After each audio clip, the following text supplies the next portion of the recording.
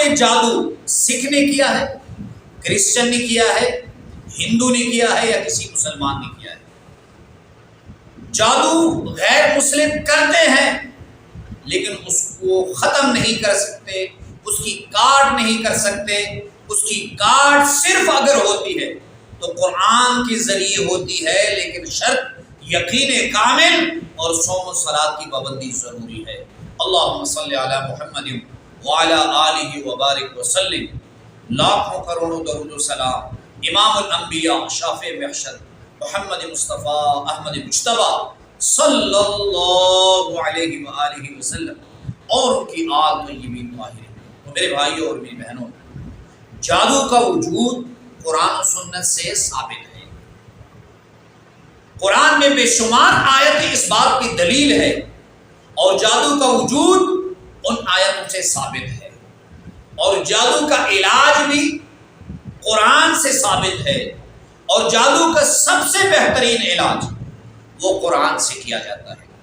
اکثر لوگوں سے میں سنتا ہوں کہ مولانا صاحب فلاں عمل سے جادو کا علاج کرایا، فلاں عمل سے جادو کا علاج کرایا، کوئی فرق نہیں پڑا۔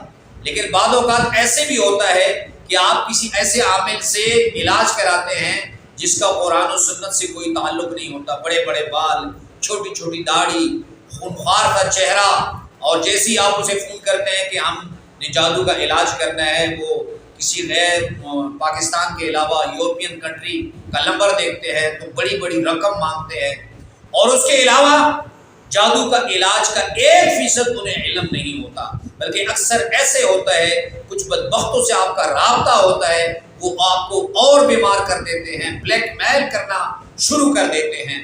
بہرحال آج کا جو عمل ہے یہ کالے جادو کا دور ہے، اور کالا جادو کس کو کہتے ہیں؟ سخت جادو۔ ویسے تو جادو پانی کے ذریعے بھی کیا جاتا ہے، جیسے آبی جادو، آگ کے ذریعے، ناری جادو، نوری جادو، سفلی جادو، بہت ساری قسمیں ہیں۔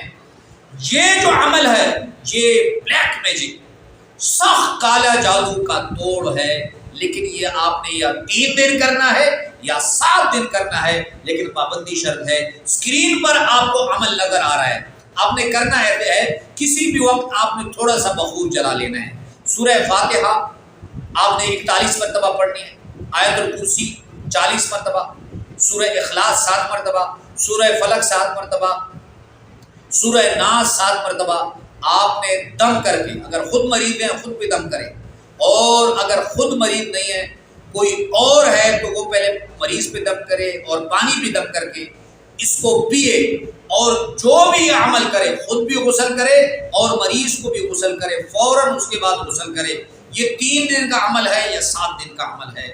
پابندی شرط ہے، یقین کامل شرط ہے، صوم و صلاۃ کی پابندی شرط ہے، قرآن سے فائدہ اٹھانا۔ اللہ رب العزت شروع میں اللہ نے فرما دیا الذین یؤمنون بالغیب، قرآن سے کون سے لوگ فائدہ اٹھائیں گے؟ جو ایمان بالغیب رکھتے ہیں، اور ایمان بالغیب وہ لوگ رکھتے ہیں جو اللہ کی ذات پہ کامل یقین رکھتے ہیں۔ تو اس عمل کو 3 دن کریں یا 7 دن کریں۔ میرا دعویٰ ہے کہ 100 میں سے 95% جادو الحمدللہ قرآنی عمل سے، میرا کوئی کمال نہیں ہے، آپ کی باڈی سے نکل جائے گا، بدن ہلکا ہو جائے گا، پیشاب کے ذریعے بہہ جائے گا۔ اس عمل کی آپ کو اجازت ہے، 1 مرتبہ کمنٹس باکس میں درود شریف صلی اللہ علیہ وآلہ وسلم لکھ لیں۔ اللہ ہم سب کا حامی و ناصر ہو، وآخر دعوانا ان الحمدللہ رب العالمین۔